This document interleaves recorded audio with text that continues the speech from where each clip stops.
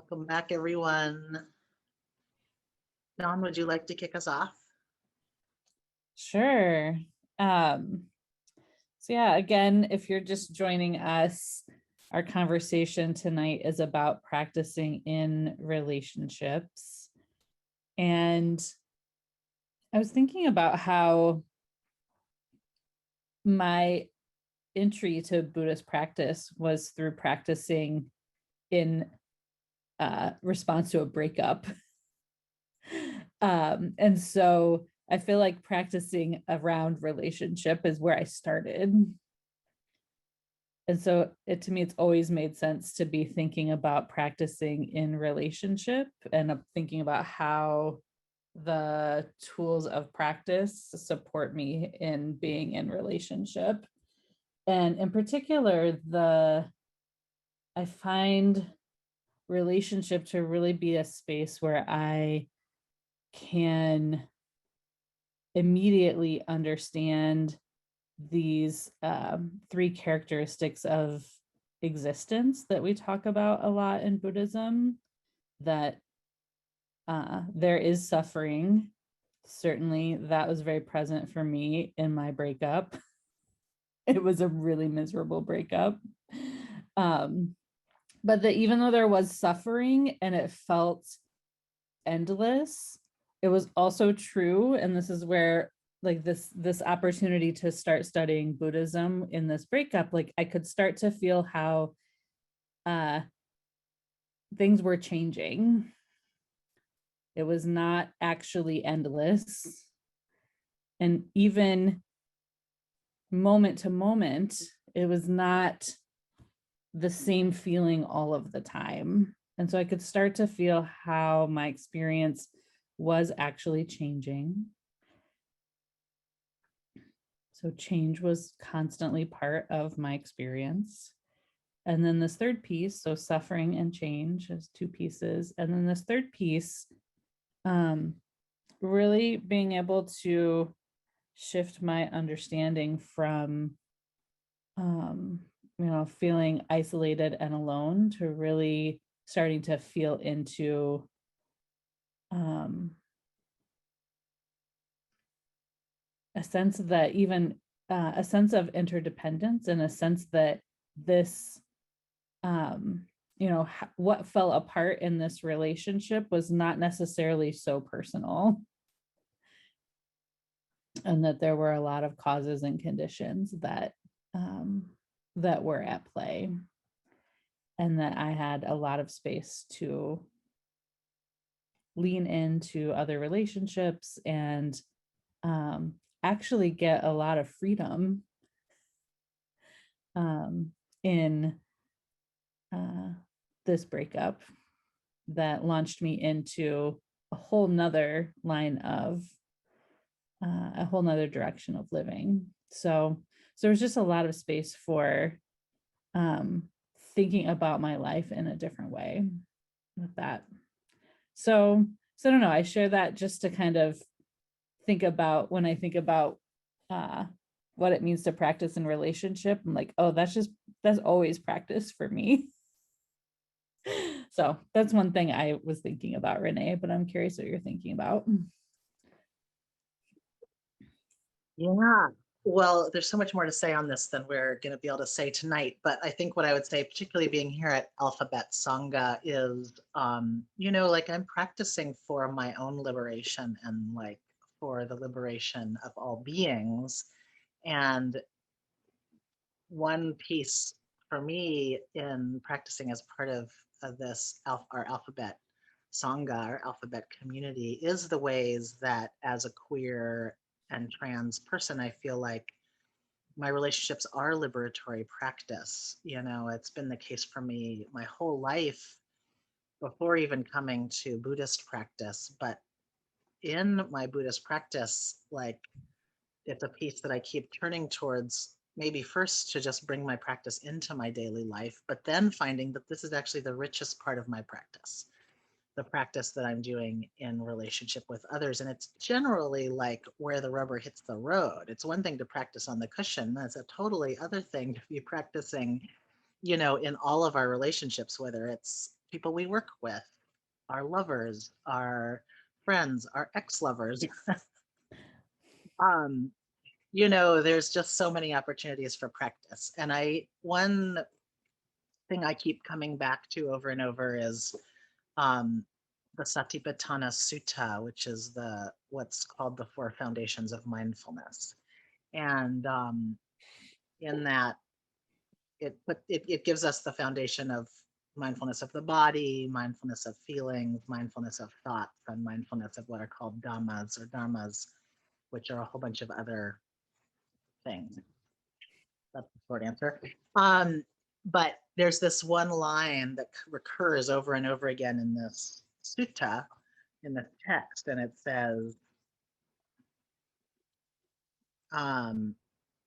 that it's inviting us to abide contemplating the body internally, contemplating the body externally, and abide contemplating the body both internally and externally. And this like really blew my mind when I first heard this maybe 10 years ago when I was doing Commit to Dharma with Larry Yang. And the invitation to me is that we're being invited to be mindful in our relationships, mindful in our own experience, mindfulness of the experience of others, and mindfulness of both at the same time. And that took me many years to even start to feel what that might feel like. So I feel like that's kind of at the core of my practice now. So Dawn and I are going to talk about some specific places that shows up. So I'll hand back to you, Dawn. Yeah, so I feel like we have these buzzwords that show up outside of Dharma spaces, but in various organizing, political, transformative justice spaces that René and I hang out in: accountability, boundaries, conflict, and feedback. And we're going to talk through each of those words, what they mean to us, and how they make sense to us in a Dharma space like this one. So I'm going to start us off with accountability. And what does accountability mean? I like this definition from Kiyomi Fujikawa and Shannon Perez Darby, who are part of a video series at the Barnard Center for Women, ETICU, very excited. And they say accountability is taking responsibility for your choices and the consequences of those choices.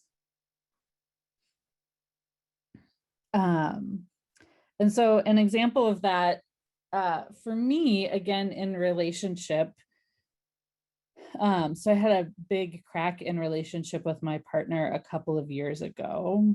And at first glance, if I was telling my story to friends, I had a lot of reasons to be angry at them. I felt pushed into an open relationship, which I theoretically would have been like something I would have been interested in exploring. But it felt pushed very quickly, and we didn't really take the space to set up shared agreements and make sense of what would work well for us together. And so I was glad that we found a great couples counselor very quickly to get some guidance about how to do this well. And I really appreciated in getting into counseling how well mindfulness practices helped me get in touch with my needs very quickly, and notice, again, in accountability, notice what choices I had consistently been avoiding in order to take care of my own needs in this relationship. And so I had not actually been taking much responsibility for my choices and the consequences of those choices. And so it's been a real learning process in our relationship together, to shift my attention from what is my partner doing wrong? How can I hold them accountable? To like, what is it that I need, and how do I make choices around taking responsibility for my choices How am I going to show up to things? And really taking care around that. It's been really incredible in our relationship. And we're actually doing great right now, which is lovely to be able to report on.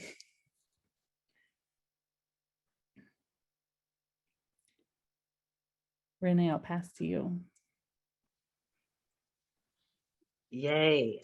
Feeling so much mudita. So much joy in the way you work through that accountability. So I want to talk briefly about boundaries. And I will say boundaries, it's just a practice that's super alive for me right now.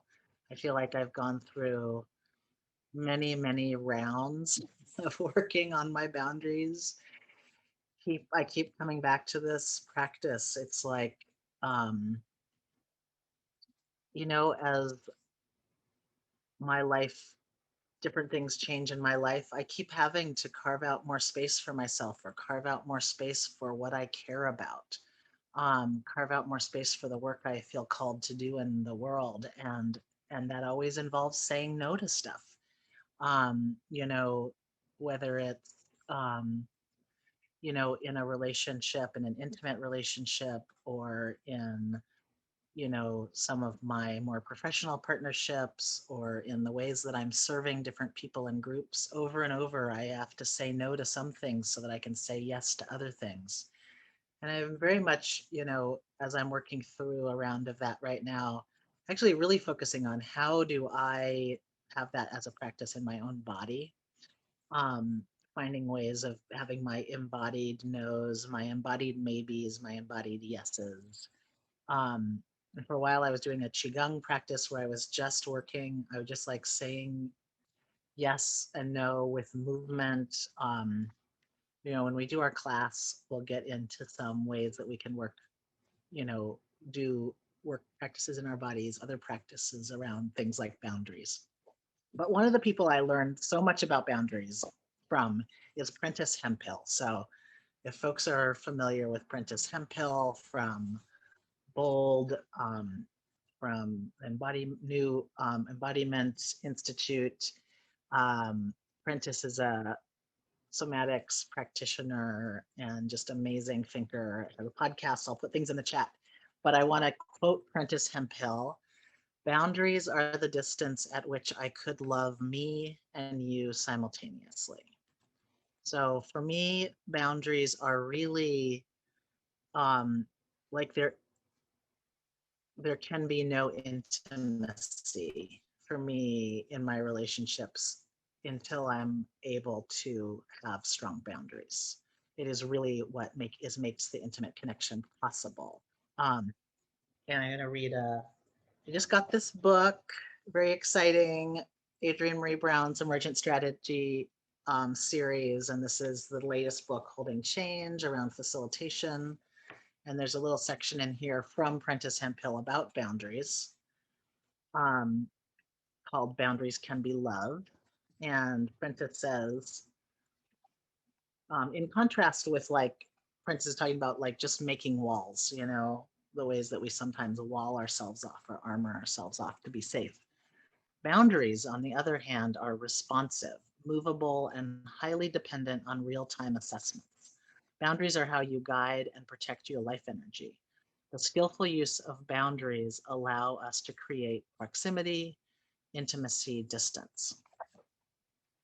So really seeing boundaries as just a key practice in relationship. And it really gets back to that quote from the Satipatthana Sutta that I shared at the beginning or earlier, is it's about actually being mindful in our own bodies, in our own feelings, in our own needs, mindful of the body needs, feelings of another person, and then working to hold those together by kind of finding that distance or those negotiations, agreements that we need to do to actually maintain closeness, or it might be to maintain distance, but to mutually get our needs met or get as many needs met as we are able in that relationship. So it's like really bringing our mindfulness practice to relationship through this practice of boundaries. And I'm just going to share also a quote about consent. This is also from somatics, from generative somatics. And also I'm putting in some things in the chat about Prentice Hemphill, so you can find more resources. But, you know, consent is also a big piece of boundaries. And consent is defined in this particular practice of generative somatics as the embodied ability to be self-responsive, to assess situations and hold what you and others care about. So it's really speaking to that piece of mindfulness of my own experience, mindfulness of the experience of other, and mindfulness of both at the same time. And this really gives us kind of like Dawn was talking about, this ability to choose our actions. So I'm going to hand back to you, Dawn. Okay. I'm going to speak a bit about conflict, and I want to name that I think culturally we really experience conflict differently. We grow up with conflict differently. I grew up with white folks in the Midwest who are extremely conflict avoidant. So I had very little experience knowing how to interact with conflict.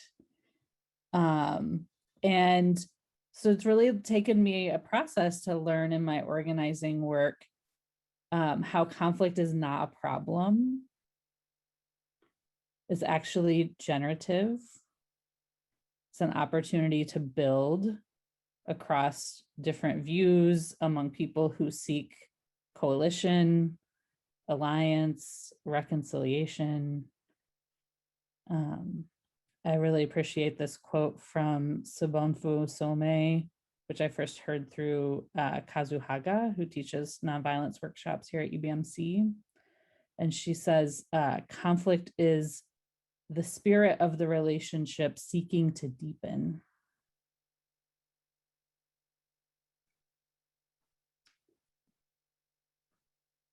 And I really just appreciate that invitation for conflict to be seen as intimacy building.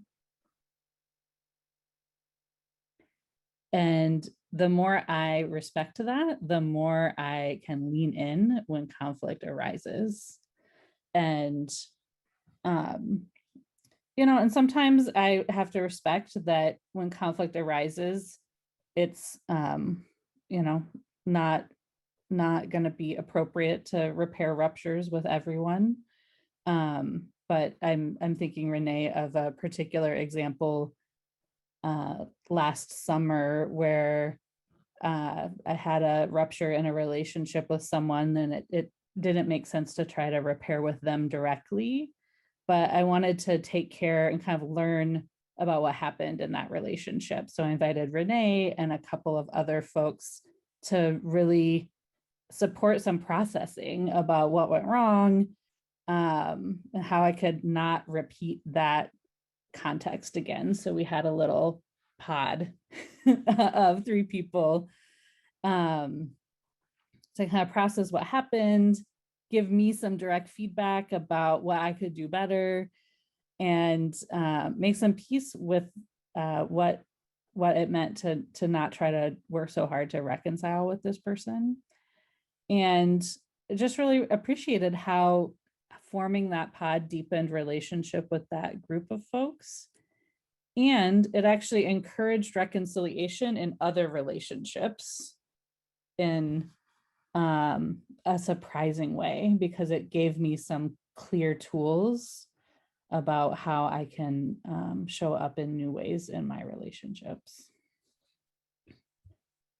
And so for anyone who, like me, for whom conflict can put you in distress, I really have appreciated how, you know, tools like, I mean, I feel like the homecoming practice you offered us, René, is such a useful practice for building resilience to stay engaged.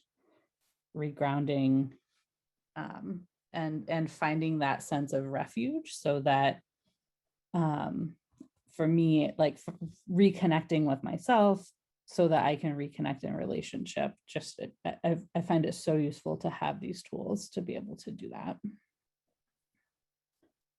All right, passing back to you for our last piece. Yeah, well, you gave a great setup. The last piece I'm going to talk about is feedback. And I love just that you brought in that story about that little pod that we created, because it was like a beautiful opportunity to, you really invited me and this other person to give you some like really honest and loving feedback. Um, some of which may have been hard to hear, but it was like such a, ultimately I learned so much. I think all three of us went away having learned a lot from that opportunity that you gave us through actually inviting us to give you feedback. So yeah, I want to like, the thing I most want to say about feedback is like, what an opportunity it can be. And I think I've really shifted in my own life from being in a place where I'm like, oh, I don't want to make any mistakes, like, especially when I'm in front of you all, right? When I'm here teaching, oh, I don't want to fuck up, right? Um, and what I've found is actually when I do make mistakes and I'm able to really turn towards that mistake in the moment and get some feedback around it, or just even open up the space of being like, oh, I really want to acknowledge my mistake and see, is there anything anyone needs to tell me right now? I learned so much, and I've actually have over time shifted to where I get like a little excited when I make a mistake. I'm like, ooh, okay, I made a mistake. I'm going to get to really learn something here. This is going to be a moment where we can open up to what's happened, where I can really open up to like be curious about the impact I've had and what I can learn in that situation. So yeah, I want to invite, it's like an invitation into being awkward, an invitation into being uncomfortable. And those are really the places where we end up learning. And there's such a like, particularly in like white supremacy culture, like we're not supposed to be messy, we're not supposed to be awkward, we're not supposed to make mistakes. But all of those things are just human things. We all do those things. I certainly do them all the time. So just wanting to invite into this, like, we're going to make mistakes, and can we get excited about that opportunity that it gives us to practice, and to practice with inviting feedback, and practice with receiving that feedback with grace. And like Dawn was mentioning, that the 7 homecomings practice, the whatever your resiliency practices are, whether it's just being in nature, being with kids, being with your animals, that they build our resilience to be able to meet those difficult moments. And I just wanted to offer one other resource, which has helped me so much, is just knowing how to give a good enough apology. Being ready when those mistakes happen to immediately step into the process of amends. So I want to just share a resource from Mia Mingus, How to Give a Genuine Apology. It's long, it's 4 parts, but it's really a good resource. And so then every time you make a mistake, you can be like, I get to practice the Mia Mingus apology thing. And then you'll get a little bit more excited about making mistakes because you get to practice with this amazing resource. So I wish we had more time, but guess what? We have a whole class where we're going to spend 1 class on each of these 4 topics. So come back in September for more.